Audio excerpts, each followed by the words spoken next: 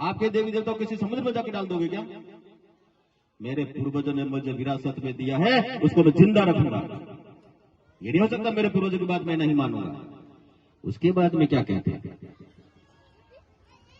मुसलमान हमारे भाई, और फिर हमारी बहन बेटियों की शादी मुसलमानों से करानी चाहिए। आप कराओगे क्या? कराओगे? बोलते क्यों नहीं? बोलो ना कुछ तो। कराओ तो ठीक है, मैं मान लूंगा भाई, ठीक है आप पक्ष में हो। मुसलमान से शादी कराओगे? इसका मतलब आप कराना चाहते हो ना, तो बोलते क्यों नहीं? बोलो ना हाँ या ना। समझो मुझे, मैं गलत हूं कि आप गलत हो? अरे हमारी बहन बेटियों की शादी मुसलमानों से कराएंगे, वो तय करेंगे क्या? समाज तय करेगा? समाज जखमर गए क्या? तुम तय कर, तुम्हारा काम है क्या?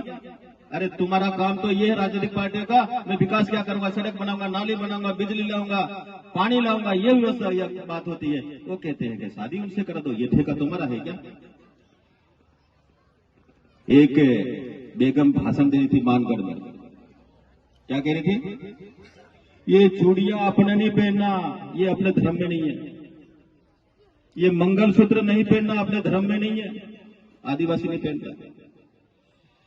हमारे मांग नहीं भरते, ये भी मत करो। बिंदी भी मत लगाना, तो क्या बुर्का पहनोगे क्या? बताओ क्या आप बोलते हो, समझ में नहीं आता है क्या? अरे कुंवारी बच्चियां बैठी है, कोई जवान बच्चियां बैठी है और किसी ने मांग भरी है तो हम समझते हैं कि शादीशुदा बच्ची है, और मांग नहीं भरा है जवान बच्चियां, हम कहते हैं शादीशुदा नहीं है। अरे शादीशुदा नहीं है, पहचान होती है। ये संस्कार हमने बनाया क्या? बरसों से हम शादी करते तो हम शादी से पहले जाते हैं संस्कार करते हैं। हम जेवर लेके जाते, जेवर पहनाते, पहले तो हासली पहना देते। आजकल पैसा हो गया तो मंगलसूत्र लेके जाने लग गए। ये बंद कर दोगे क्या? क्या समाज में इस तरह से भ्रम फैला करके समाज को बिगाड़ने का धंधा करते हैं कुछ लोग। और इनके नेताओं को पोल खोल के मैं बताना चाहता हूं आपको, 2 एमएलए थे 18 से 13 के टर्म में, उनको कभी जाकर के देखा है क्या आपने? 4 बार का एमएलए आपके सामने मैं खड़ा हूं, एक बार प्रधान भी रहा हूं। मैं पक्का मकान नहीं बना सकता भाइयों बहनों, आप जैसा मेरा केलू का मकान है, आज भी कल केलू का मकान है। और राजकुमार जी नेतागिरी करते हैं ना, आदिवासी का ठेका लिया है, भाषण देता आदिवासी को पट्टा मेरा ही है।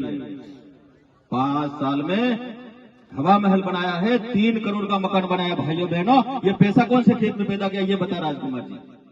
आदिवासी के नाम से लूट खाने का धंधा कर रहा है, और आदिवासी को कहते हैं आदिवासी के लिए काम करता हूं। ये बता कौन से खेत में तेरे पैसों नोटों की खेती की, ये बता दे, जवाब तो दे। उसके गांव में जाकर लेके गया और गांव के लग रहा भाई साहब सारा का सारा लूट खा गया। अब ये तरीका कौन सा है, कौन से तरीके से इसने कमाई, ये तो बता। जयपुर में मकान,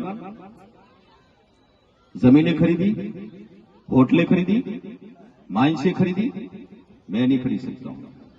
मैं मेरे आदिवासी की तरह जीना चाहता हूं। मैं भी अगर कमाना चाहता तो मैं भी करोड़पति बनता, लेकिन आज बाबूलाल खड़ी यहां नहीं होता। कुछ समझने का प्रयास करो। ये जाति के बीच में बांट करके और फिर समाज को तोड़ने का धंधा करता है, उनको भी समझना पड़ेगा। हमारे देश में 3600 कौम रहती है, हम 36 कौमों का सम्मान करते हैं। सबको साथ लेकर के देश को ताकत बनाने का सपना लेके हम चल रहे हैं। इस तरह समाज में बांट करके कहते हैं कि तो भारत देश हमारा है, बाकी लोग बाहर से आए हैं, उनको भगा दो। उनको भगा दोगे क्या? एक को भगा के बता दो ना। मतलब किस प्रकार की भाषा बोलते हो, किस प्रकार की बातें करते हो, उनको समझ में नहीं आता है क्या?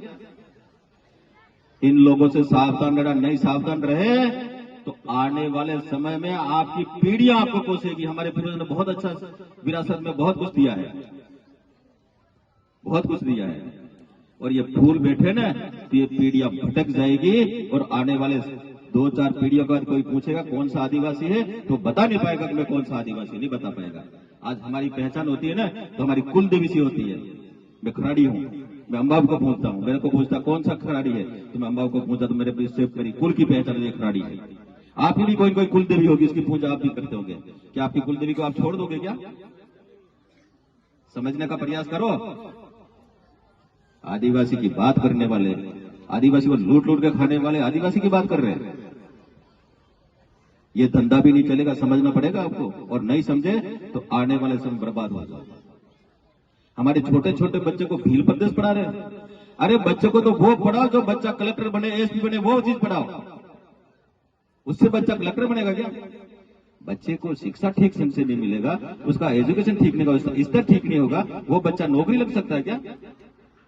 बच्चों को भी बर्बाद करने का काम कर रहे हैं भाइयों बहनों। आपके आसपास भी ऐसा होता तो रोकिए, जाइए स्कूल में, क्या पढ़ा रहा बच्चा, कोर्स पढ़ा रहा है और कुछ पढ़ा रहा है? ये बच्चे आने वाला भविष्य आपका है। इसलिए आपने जो मुझे रिपोर्टें दी है, एक एक को मैं देखूंगा, कौन कौन से काम हो सकते हैं, कौन से नहीं हो सकते। मैं समाराह से बातचीत करके करेंगे। ये 4 कमरों की मुझे कह रहे हैं, अभी देखो भाई, मैं भाषण ही दे रहा हूं, अब 4 कमरे भी चलती है। अच्छा, इसीलिए तो फिर कमरे घोषणा करके चला जाऊं क्या? बाकी नहीं बुलाते हैं?